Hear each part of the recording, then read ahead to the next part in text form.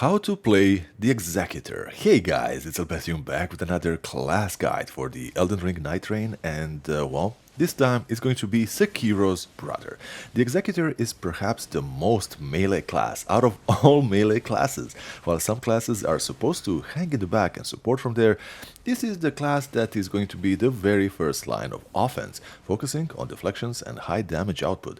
Your main function is bringing the damage, but you can actually be quite tanky as well, especially if you get good at deflecting incoming attacks. Skills. The Tenacity, the passive skill. Now this one is probably one of the most underwhelming passive skills in the game.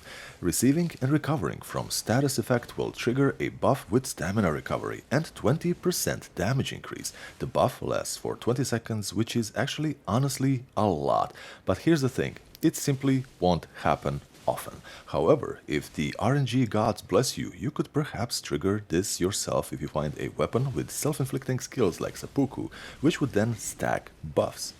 Suncatcher, and this is going to be the skill that you are going to be using the most with this class, and this is where the Sekiro comparison comes most. You draw a blade that will deflect enemy attacks with a fairly generous window. If you perform it too late, however, it will count as a simple guard and it will still penalize your stamina. 4 deflected attacks will charge fully a slash skill that will consume FP and deal significant damage. Great thing about this is that you don't have to use that built-up move immediately and proceed to use your regular attacks and then switch to this once you are ready. Using the Suncatcher comes with a pretty severe mobility handicap because you are simply then gonna be walking slowly and you are not gonna be running, and then however need to be proficient at changing up from your attacks to deflecting incoming attacks, again just like Sekiro.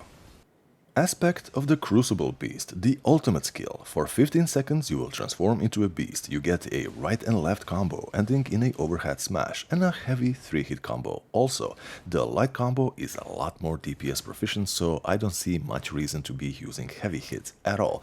The Roar is a range attack, very ideal for groups of enemies and also reviving any fallen teammate that is out there in the distance. Use the heaviest attack skill only at the very end of your form, because otherwise, it's just gonna be reverting you back to your normal form. And if you die as a beast, you die completely. Weapons, passives, and relics. Now, when it comes to weapons, what you should aim for maybe is dual-wielding katanas, because this guy is an absolute monster when it comes to scaling of dexterity and arcane, both in S. So adding that blood loss to whatever else properties are gonna be there on the other katana you get is an absolute must. It chews up quite a lot of these bosses, and RNG is absolutely always a factor, but I've noticed that I've never really had a problem, even early on, getting my second katana quickly. And for the passives and relics, I would focus on anything that is just increasing your damage negation. There are quite a few of these variants where you are negating damage if you take damage, if you are dishing out damage, a lot of these, and they are actually a must, especially if you are still trying to learn the deflect skill. This is just going to be making you an absolute monster over there on the front lines.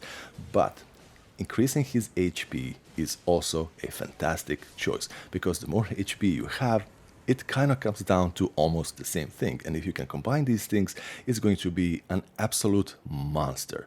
And there you have it, guys, the Executor, absolute blast to play. So let me know in the comments, have you played him? What is your main if it is not this one? And are you enjoying Nightreign? Guys, this is Elden. I will be seeing you in the next one. Bye bye.